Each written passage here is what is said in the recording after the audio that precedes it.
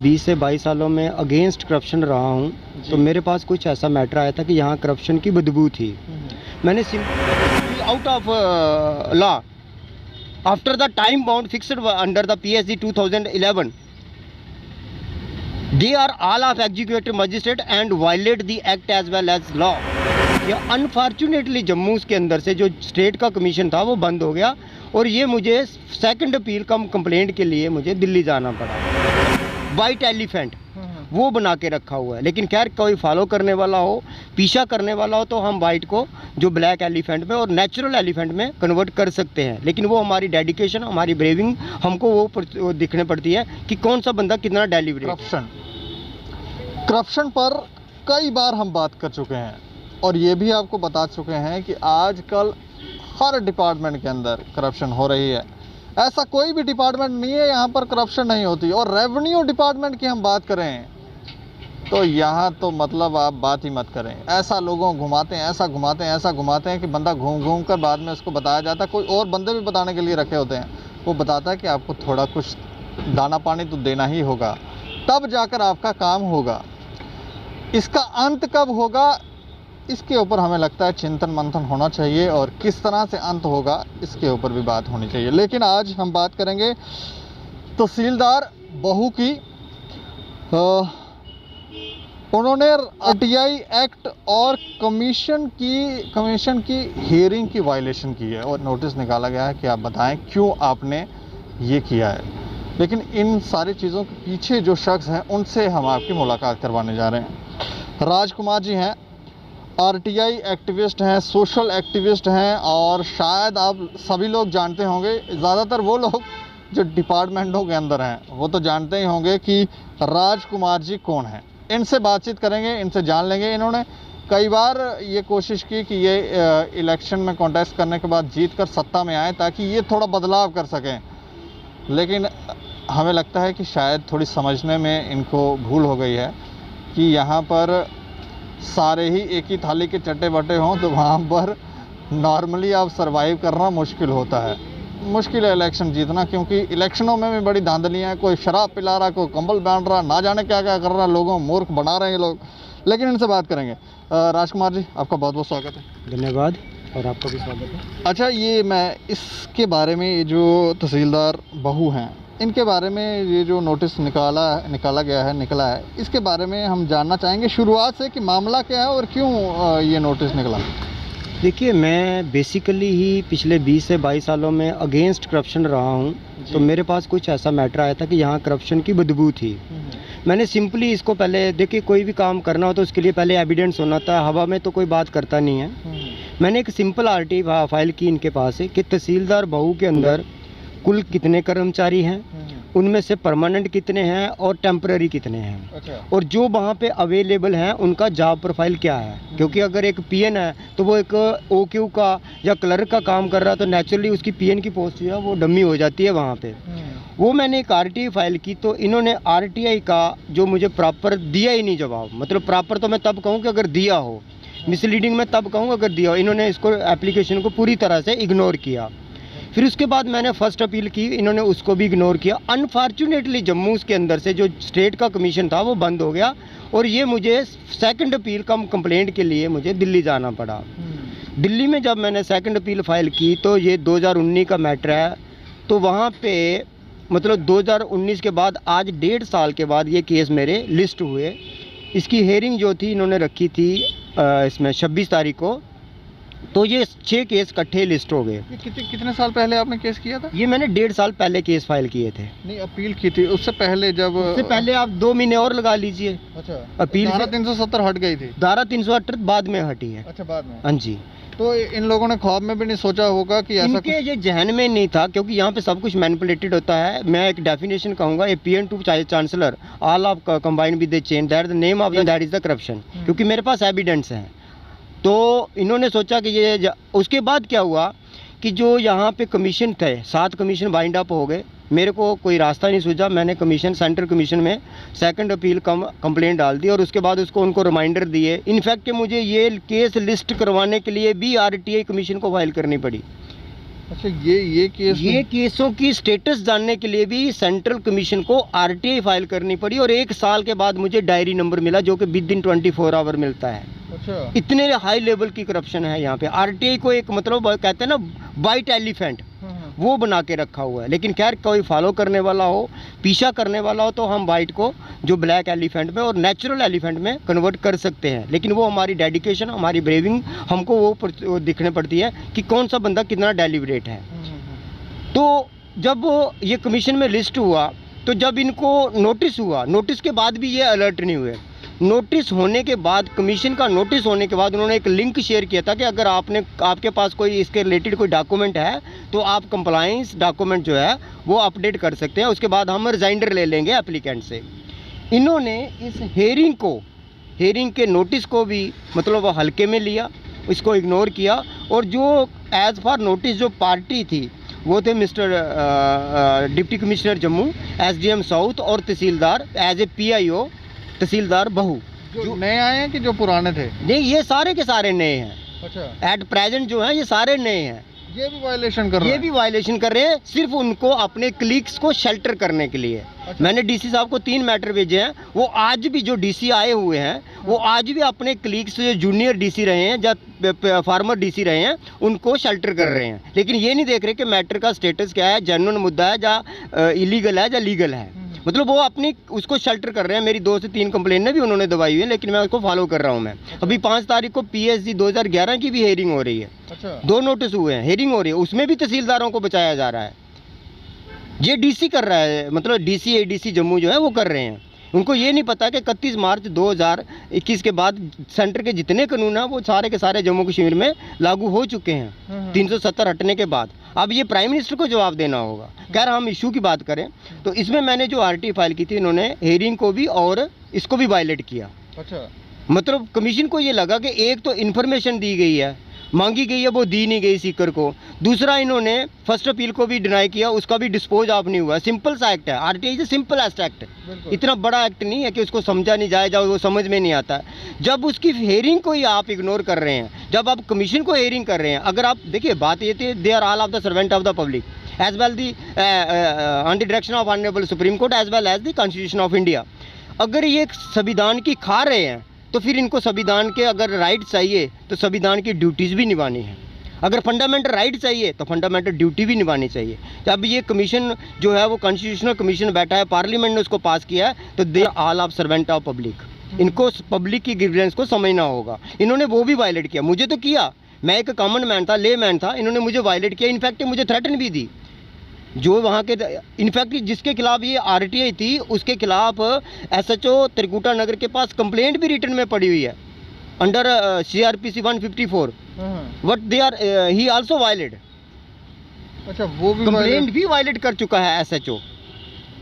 तो उसके बाद ये आरटीआई की हेयरिंग हुई, कमीशन को लगा, कमीशन ने इसको देखा कि इसमें एक नहीं है, कम से कम 5 किस्म की वायलेशन हुई है। आरटीआई की वायलेशन हुई, फर्स्ट अपील की वायलेशन हुई, पद का दुरुपयोग हुआ, तानाशाही हुई, और लास्ट में कमीशन ने नोटिस किया पर हेयरिंग, वो उसको भी वायलेट कर गए।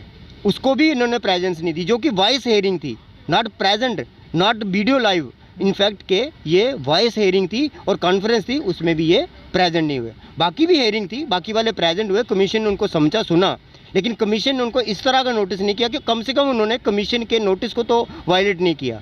मैं भी उनको इस चीज़ की अप्रिशिएट करता हूँ कि कम से कम वो कमीशन में अपना पक्ष तो रखें। अगर आपके ऊपर एलिगेशन लग रहा है, कोई एलिगेशन आपके ऊपर लगाता है, you are blackmailer, you are cheater, you are murderist, you are rapist, you are corrupt, you are thefter, तो आप उसको एक्सप्लेन तो करिए ना।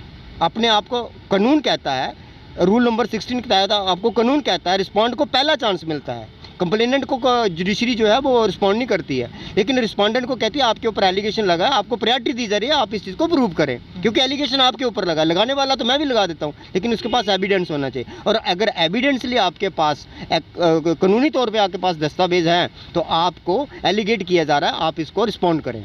आपके पास कोई एविडेंस है तो आप उसको दें, लेकिन इन्होंने यहाँ पे कमीशन को ही वायलेट कर दिया, कमीशन की हेयरिंग को वायलेट कर दिया। इट मीन कि ये अपने आप को प्रूव कर रहे हैं, they are neglect, they are anti nation, and मैं ये भी कहूँगा दे आर एंटी नेशन, क्यों? क्योंकि कानून कहता है कि जिस आदमी का रिकॉर्ड नहीं है, ही इज इक्विवेलेंट। ये सुप्रीम कोर्ट कह रहा है, जिसका कोई रिकॉर्ड नहीं है, he is equivalent then militant and no job profile of record कौन सा? रिकॉर्ड ABCD जो मैं इनसे मांग रहा हूँ, they are all of the servant of the public. अच्छा, गवर्नमेंट एम्प्लॉई है एज पर एविडेंस एक्ट, ये गवर्नमेंट एम्प्लॉई है। और जो अपॉइंटमेंट ऑर्डर कम एडवर्टाइजमेंट है वो एज पर लॉ जो है वो पब्लिक डॉक्यूमेंट है, वो पब्लिक डॉक्यूमेंट है। एज जो सेक्शन 8(1)(a)(I)(1) और J दोनों की वायलेशन है, क्योंकि उसमें तो कन्फर्मेशन सारी की है। अब इन्होंने आज तक, मैं आपको दावे के साथ कह सकता हूं कि जम्मू कश्मीर के अंदर 95% जो ऑफिसर है, ब्यूरोक्रेसी है, उन्होंने आज तक कभी एक्ट पढ़ा ही नहीं है, उनको पता ही नहीं है। PIO अलॉट किया, उनका ऑर्डर तक नहीं है। फर्स्ट एपीलेट अथॉरिटी जो है वो आज कोई और होता, कल कोई और होता, पर्टिकुलर कोई ऑर्डर ही नहीं है। और ये सेंटर का ऑर्डर है, उसकी भी वायलेशन हो रही है कि आप फर्स्ट ऑफ ऑल आपने PIO फर्स्ट एपीलेट अथॉरिटी और CPIO जो है अपॉइंट करें। ऑर्डर कोई और कर रहा है, सुनवाई कोई और कर रहा है, और उनके ऑर्डर तक नहीं है। एक्ट को जस्ट जितना सिंपल एक्ट था ये, उसको इन्होंने इतना मुश्किल बना दिया हुआ है। ये कमीशन को भी लगा, इनफैक्ट ये कमीशन को भी मैं प्रोसीड कर रहा हूँ। लेकिन बड़ी बात ये होती है कि इन लोगों को जो मतलब 370 के दायरे में रहते हुए इन्होंने एक चेन बनाया हुआ था, मंत्री से लेकर संतरी तक, मतलब हर एक बंदा जो है वो अपने स्वार्डिनेटर को बचाने के लिए चल पड़ता था, वो शायद ख़त्म हो गया। तो मैं I am very thankful to you as well as honourable commission कि उन्होंने इस चीज़ को प्रायोरिटी पे लिया है। अब लेटेस्ट जो आगे आएगा वो देखे जाएंगे। लेकिन यहाँ पे तहसीलदार को यहाँ पे डबल नोटिस हुआ है। अच्छा, डबल नोटिस। एक नोटिस तो हुआ है, एक्सप्लेनेशन हुई है। एक बार वो दिखाएं कहाँ नोटिस जो है। ये है इनका नोटिस, ये है, इसमें उन्होंने लिखा हुआ है साफ लफ्जों में। हाँ, ये दिखाएं सामने। ये आप नीचे वाला हिस्सा नहीं दिखाना? नहीं, नीचे वाला तो अनदर कंप्लेन है ना, this is the complain number 2। हाँ, ये दिखाएं। डिसीजन देख लीजिए, डिसीजन ये रहा डिसीजन, इतना सा वो कर लीजिए। हाँ। अच्छा, डबल नोटिस हुआ है। डबल नोटिस, डबल का भी रिपल लगेगा इनको, ट्रिपल वो लगेगा। एक तो इनको एक्सप्लेनेशन है कि आप हेयरिंग में क्यों नहीं पे हुए, दूसरा इनको पेनल्टी नोटिस आ रहा है। अच्छा, पेनल्टी ये इसलिए आ रहा है क्योंकि एक आपने इन्फॉर्मेशन नहीं दी, दूसरा जो फर्स्ट अपील अथॉरिटी उनको पूछा जा रहा है कि आपने फर्स्ट अपील का डिस्पोज ऑफ क्यों नहीं किया, क्योंकि एज फॉर लॉ वो करना ही होता है। फर्स्ट अपील का जो डिस्पोजल है वो कन्फर्म है, और उसमें ही पेनल्टी जो है वो क्लियर होती है। लेकिन they are all of shelter, they are all of protect office coordinator as well as junior, क्योंकि वो लिंक बन चुका है। ऐसा क्या आपने पूछ लिया इनसे जो इतनी वायलेशन कर रहे हैं? सिंपल सी इंफॉर्मेशन है। मैं ये कह रहा हूँ कि वहाँ आजकल डिपार्टमेंटों में क्या है, वो जो डिपार्टमेंट का स्टाफ है ना तो मैं प्रोवाइड करवाऊँगा ना वो आप प्रोवाइड करवाएंगे।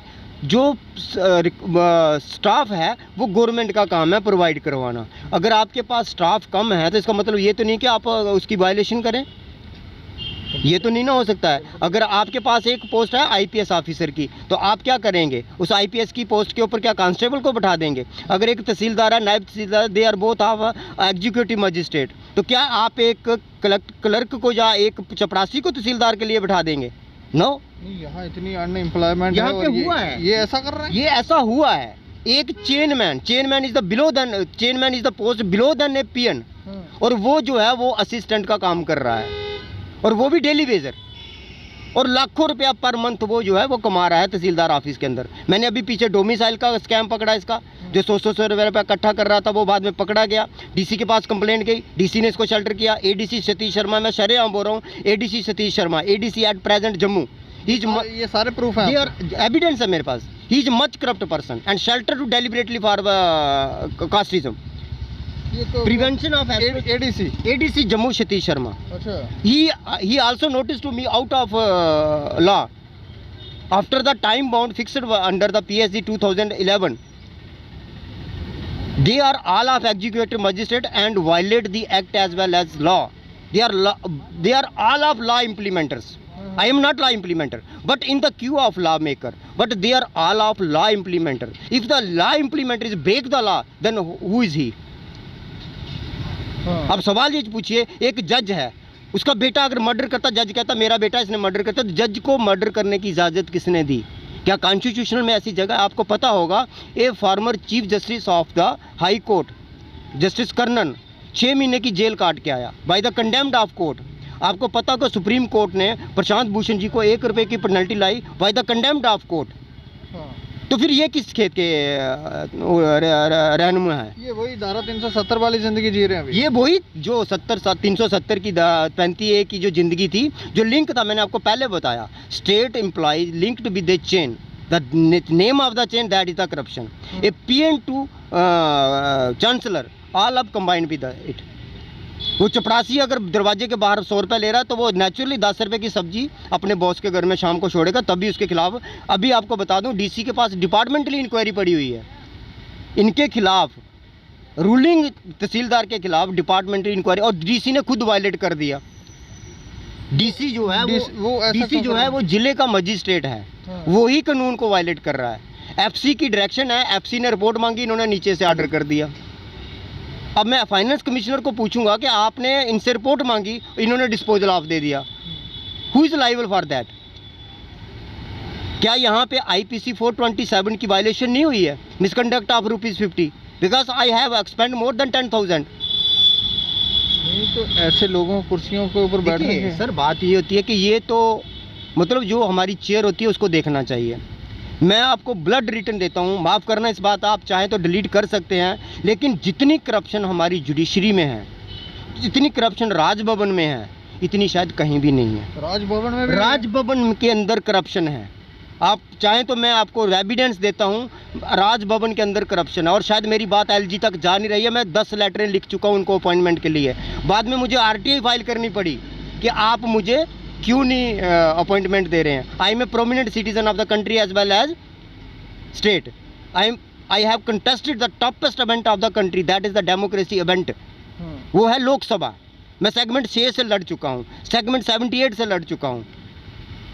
लेकिन ये अगर हम जैसे लोगों को आपने अपॉइंटमेंट नहीं देनी है, तो खाली आपने जो नेशनल पार्टी हैं, जो रूलिंग पार्टी है, उनके नुमाइंदों को आपने वो देनी है, तो फिर अपोजिशन को ख़त्म कर दीजिए। अपोजिशन का रोल क्या है? आज आप अपोजिशन किसको बनाया है? इट मीन्स कि जो किसान आंदोलन चल रहा है वो अपोजिशन का रोल अदा कर रहे हैं, वो ठीक कर रहे हैं। आप क्या चाहते हैं कि हम सारे लोग सड़कों पे आ जाएं? आप यही चाहते हैं तो ठीक है, आप वेट करिए, आपको बहुत जल्दी मिलेगा। इन लोगों ने 2 साल की नेचुरल क्लाइमेट से कोई भी शिक्षा नहीं ली है, कोई शिक्षा नहीं ली है इन्होंने। वो परमिता परमात्मा खुद नीचे आ गए, being in the shape of the corona. क्या इन्होंने शिक्षा ली इस चीज़ से? कोरोना के अंदर कोई सरकारी दफ्तर बंद हुआ, फिर इनको प्रायोरिटी किस बात की? आम जन को क्या कोरोना नहीं लग रहा है? उनको भी लग रहा है, मौतें हुई हैं, काफ़ी सारी कैजुअलिटीज़ हुई हैं, हम उनको श्रद्धांजलि भी अर्पित करते आए हैं। लेकिन क्या सरकारी मुलाजिम इससे कोई शिक्षा ले रहा है? नहीं ले रहा है। सरकार का हर कर्मचारी जो है वो तानाशाही पे उतर आया हुआ है। LG साहब को इस बात का पता है। अब मैं LG साहब से क्या बोलूँ? LG साहब के पास एक कंप्लेंट पड़ी हुई है ग्रीवियंस सेल में, उसमें एक मिलिटेंट को सर्टिफिकेट दिया था, फार्मर DC थे सिमरनदीप, और एक तहसीलदार था राकेश। इन्होंने एक मिलिटेंट को सर्टिफिकेट दे दिया, out of file, out of document. अच्छा, मैंने इनसे जवाब मांगा अंडर एविडेंस 76 के तहत कि मुझे इसकी सर्टिफाइड कॉपी दे दीजिए। इन्होंने बोल दिया फाइल इज मिसिंग। फिर मैंने सुप्रीम कोर्ट की जजमेंट लगाई कि सुप्रीम कोर्ट कह रहा है कि if the any a light bulb is missing from government department, missing not fused, missing by the government department, from government department, then why should not be lodge the FIR। अगर ये सरकारी file है, अगर आपके department से, आपके office से missing है, then why should not be lodge the FIR। लेकिन इनके पास कोई नहीं है। फिर इन्होंने क्या किया, उस कंप्लेंट के पोर्ट के ऊपर एक लिंक चढ़ा दिया कि काइंडली सी द अटैचमेंट। मैंने जब उस अटैचमेंट को देखा, अटैचमेंट बिल्कुल बंद थी। मैंने जो उसका ग्रीवियंस सेल का इंचार्ज था उनको पूछा कि attachment, please give me the certified copy of attachment, no available. फिर DC को पूछा, give me the certified copy of the attachment, no available. तो अटैचमेंट में क्या लिखा हुआ है? सिर्फ 3 लफ्ज़। आप अटैचमेंट में क्या अटैच कर रहे हैं? क्या आपने सर्टिफिकेट दिया है, उसकी कोई प्रोसीडिंग है? तो non record available is clear, he is a militant, I proved it. Supreme court says that, supreme court says that what is the job profile of A militant. वो मिलिटेंट है, ये supreme court ने भी prove किया। Supreme court ने ये कहा है कि what is the job profile of A militant. Militant को आप कैसे आइडेंटिफाइड करते हैं? सिक्योरिटी एजेंसी कैसे आइडेंटिफाइड करती है मिलिटेंट को? बताइए ना मुझे। जब उसको बोलती है आप सिविलियन हैं तो अपना I कार्ड दिखाइए। अगर कोई बंदा ऐसा इलीगल बंदा जा रहा है, एंटी सोशल जा रहा है, उसको बोलती है अपना I कार्ड दिखाइए, उसको आइडेंटिफाइड करती है वो। जब जिसका आइडेंटी कार्ड ही नहीं, I कार्ड नहीं है, तो उसको आप कैसे कहोगे ही इज ए नेशनलिस्ट? जब उसके पास ऐसे बंदों को जॉब दे रहे ऐसे हैं। बंदों को without file proceeding, without affidavit is the judiciary document, then the concern document, वो भी नहीं है उनके पास। आउट ऑफ यूरिडिक्शन सर्टिफिकेट दिया है, और ये डीसी साहब, तहसीलदार साहब कर रहे हैं। तो आप किससे एक्सेप्टेशन सबसे है कि यहाँ पे ये राज्य के अंदर हम सेफ हैं? चलिए, अब मैं अंत में, क्योंकि बहुत ज़्यादा लंबा हो रहा है, मैं अंत में सिर्फ आपसे इतना जानना चाहूँगा, क्या चाहते हैं आप, क्या होना चाहिए? देखिए, ये एक करप्शन का मैटर है। मैं आपके माध्यम से बोल देता हूँ, मैंने 10 बार तो लिखा है, मेरी जो है वो मीटिंग जो है का आज तक हो नहीं रही। इनफैक्ट के ना डीसी अपॉइंटमेंट दे रहा है, ना ही डिव काम दे रहा है। एलजी तो दूर की बात है, लेकिन जो ये सारा सिस्टम चल रहा है वो राजभवन से निकल रहा है। करप्शन की जो एक ऊपर की धारा वो राजभवन में है। मैं क्लियर बोलता हूँ, अगर एलजी साहब चैलेंज करते हैं, मैं एलजी साहब को चैलेंज करता हूँ, आ जाइए, मैं आपको बताता हूँ कहाँ कहाँ पे करप्शन है और कौन कौन ऑफिसर है, कौन कौन आदमी है, और अलॉन्ग विद डॉक्यूमेंट दे दूंगा कि ये आदमी का ये डॉक्यूमेंट है। आप करप्शन की डेफिनेशन मुझे बता दीजिए। आप सिर्फ और सिर्फ कश्मीरियत को या कश्मीर के लोगों का ब्यूरोक्रेसी को वो कर रहे हैं, कार्रवाई कर रहे हैं, लेकिन जम्मू की जो करप्शन है वो उससे ज़्यादा है। जम्मू की करप्शन उससे ज़्यादा है, और मैं आपको एविडेंस देता हूँ। आ जाइए, आप मेरे से मांगिए, मैं देता हूँ सबूत आपको। जजों ने जो ऐसे ऐसे फैसले दिए हैं कि जिसमें जुडिशरी कांप गई। क्या इतिहास के पन्नों में कभी ऐसा हुआ है? धारा 370 से पहले, धारा 370 से पहले अभी तो नहीं ऐसा नहीं, अभी तो 2018 के बाद तो मैं गया ही नहीं ना कोर्ट के अंदर। 2018 के बाद तो उस परमात्मा ने सबको ने ना जाने दिया। अभी ऐसा लगता है काफ़ी हद तक चीज़ें, मुझे नहीं लगता है, जहाँ तक मुझे लग रहा है, क्योंकि गीता मित्तल ने जो किया, मुझे बड़ा शर्म आई कि उसको इतनी इनकरेजमेंट मिली थी दिल्ली से, लेकिन गीता मित्तल जाते जाते क्या करके वो ट्रांसफ़र क्यों हुई, शायद मैं जानता हूँ। उसने क्या किया, मतलब बहुत गंदी बात है ये। मतलब एक आदमी को शेल्टर किया, उसको छुपाने के लिए खुद ही रिट फाइल करवाई और उसको डिसमिस कर दिया। अब जैसे एसीबी है, उसने रेड मारी है, वो मेरे से रिकॉर्ड मारा, आपने 20 लाख रुपए ले लिया क्लीन चिट देने के लिए। भाई आपने रेड मारी है, उसको प्रोसीड कीजिए। सो मेरी आपके माध्यम से ऑनरेबल आपसे भी रिक्वेस्ट करता हूँ, अगर आप मेरी बात एलजी तक पहुँचा सकें, मुझे एक बार आप अपॉइंटमेंट दे दीजिए। मैं आपको दूध का दूध और पानी का पानी बताऊँगा, कौन से कोने में कौन सी ईंट लगी हुई है। तो आपने ये मैटर उठाया है, ये मैटर बहुत ही क्रिटिकल है, क्योंकि ये करप्शन का मैटर है। और सबसे बड़ी बात है कि कमीशन एक कॉन्स्टिट्यूशनल है, सेंट्रल कॉन्स्टिट्यूशन कमीशन है। अगर उसको वायलेट कर रहे हैं तो फिर मैं और आम आदमी तो इनके लिए कुछ भी नहीं है। और जब भी इनके पास ऑफिस में जाओ तो ये ऑफिस के अंदर गाली गलौज करते हैं, दाड़े मारते हैं, क्योंकि इनके खिलाफ ऑफिस में बोलता नहीं है। और फिर ये क्या करते हैं, उस आदमी के खिलाफ सरकारी मुलाजिम को नौकरी के दौरान डिस्टर्ब करने का चार्ज लगा देते हैं। ये सरकारी मुलाजिम की सबसे बड़ी हथियार है, और पुलिस उनको मानती है। ये कि गवर्नमेंट को ये देखना चाहिए कि एक आम आदमी जब घर से जाता है, वो आपके साथ अपने साथ विटनेस लेके नहीं जाता, फोर्स लेके नहीं जाता है। वो अकेला होता है, उसके पास आई विटनेस कोई नहीं होता है। लेकिन जब सरकारी ऑफिस में जाते हैं तो वहाँ पे ये चीज़ इन्होंने पक्की रखी होती है, काम नहीं करना। अगर कोई ऊंची आवाज़ में बोलता है तो उसके ऊपर वो मतलब सरकारी मुलाजिम को नौकरी के दौरान डिस्टर्ब करने का चार्ज लगा के बुक कर देते हैं। और दूसरा, ये तहसीलदार एग्जीक्यूटिव मजिस्ट्रेट है, तो ये रिमांड वगैरह भी फाइल करता है, खुद ही एफआईआर करवाते हैं, खुद ही वो करते हैं। मैंने आपको बता देता हूँ, पीर मिठे में भी मेरे खिलाफ 107 151 का पर्चा लगा था। जब मैंने उसका रिस्पॉन्स दिया, जब मैंने उसका रिजाइंडर फाइल किया, वो फाइल ही गायब हो गई। और आज तक इतिहास पढ़ना, जाइए किसी भी कोने में जाके पढ़ लिए, कानून के दायरे में 107 151 में कभी जेल नहीं गया बंदा। वो सिंपली एक सिंपल छोटा सा फाइन है, लेकिन मुझे जेल में भेजा था। I am very thankful to you as well as honourable jailer. वो ही refused my custody, judicial custody. 107 151 की वो थी, और एलिगेशन इनके ऐसे हैं, कोई प्रूव भी नहीं कर पा रहा है। आपके सामने मैं बैठा हूँ, आपको क्या लग रहा है कि मेरे अंदर कौन सी कमी होगी? आपको लग रहा है कहीं कोई कमी है? अगर है तो बताएं मुझे। लेकिन ये है कि ये आदमी आवाज़ उठाता है, उसको ये मतलब कुचलते हैं, क्रस्ट करते हैं, और उनका जो हथियार है वो है पुलिस। जो अभी चंदन कोहली जी बैठे हुए हैं, इन्होंने भी मेरा नंबर ब्लॉक किया हुआ है। डीजीपी हैं दिलबाग सिंह, उन्होंने नंबर ब्लॉक किया हुआ है। आईजी है, डीजी है मुकेश सिंह, उन्होंने नंबर ब्लॉक किया हुआ है। भाई आप सरकारी सर्वेंट हैं, जनता के नौकर हैं, नंबर क्यों ब्लॉक कर रहे हैं? आपसे आदमी को इंसाफ मांग रहा है। आप जस्टिस की बात करते हैं, 20 साल में मैं अकेला आदमी हूँ, आप 135 करोड़ की बात करते हैं, एक आदमी को आप जस्टिस नहीं दे सके हैं। आ जाइए, मैं आपको 20 साल पुराना रिकॉर्ड दिखाता हूँ, 20 साल पुराना। यहाँ पे दफ़ा 4 8 के इतने फ़र्द कटे हैं कि गिनती नहीं होगी कितने कटे हैं। सो आपका काफ़ी टाइम मैंने ले लिया, कीमती टाइम है आपका, पर इसमें ये चीज़ था, ये 6 नोटिस हुए हैं कंटिन्यू, इसमें से 4 को नोटिस हुआ है एक्सप्लेनेशन का नोटिस। इसमें जो अभी टॉप पे है, एक तो ये है। दूसरा जो मेरा टॉप लीड केस है वो है अगेंस्ट द जेएमसी। वहाँ पे जो इन्फोर्समेंट ऑफिसर है, उसने गलत इन्फॉर्मेशन दी थी, वो बाद में उन्हें पकड़ ली है। अब उसको एक्सप्लेनेशन ये है कि आप जवाब दें। दूसरा वो रिफ्यूज़ कर रहा है, मुझे इन्फॉर्मेशन नहीं मिल रही है। तीसरा उसी के तहत वो रिस्पॉन्ड भी कर रहा है, उसका लेटर भी मेरे पास पड़ा। जब तेरा आपको लेटर ही नहीं मिली तो फिर आपने नोटिस कैसे किया? एक कॉमन सेंस बात है, जब आप बोल रहे हैं कि मुझे एप्लीकेशन नहीं मिली तो फिर आपने नोटिस कैसे किया? So that's all. शुक्रिया हमसे बातचीत करने के लिए। ये सारे विषय हैं, धीरे धीरे इस पर बात करेंगे। लेकिन आप ये देखें जिस तरह से ये बता रहे हैं कि ये सिस्टम जो है किस तरह से यहाँ पे काम कर रहा है, अब हम क्या कहें। इसीलिए हमने बहुत बार कहा कि यहाँ लोग लूटे जा रहे हैं, कोई सुनवाई नहीं है, और ये धारा 370 वाली ज़िंदगी जी जा रहे हैं। इनको पता ही नहीं है कि यहाँ सब कुछ चेंज कर दिया है प्रधानमंत्री साहब ने। इनको थोड़ा, हमें लगता है कि थोड़ा सा अब लोग जागरूक हो रहे हैं और इनको थोड़ी अकल सिखाने की ज़रूरत हो गई है। और ज़्यादा नहीं, लेकिन एलजी साहब से इतना ज़रूर कहेंगे कि आप ये मैटर देखें, सुनें। अगर वैसे आपको समझ नहीं आता तो ये शख्स हैं राजकुमार जी, इनको बुलाएं, ऑफिस में बिठाएं।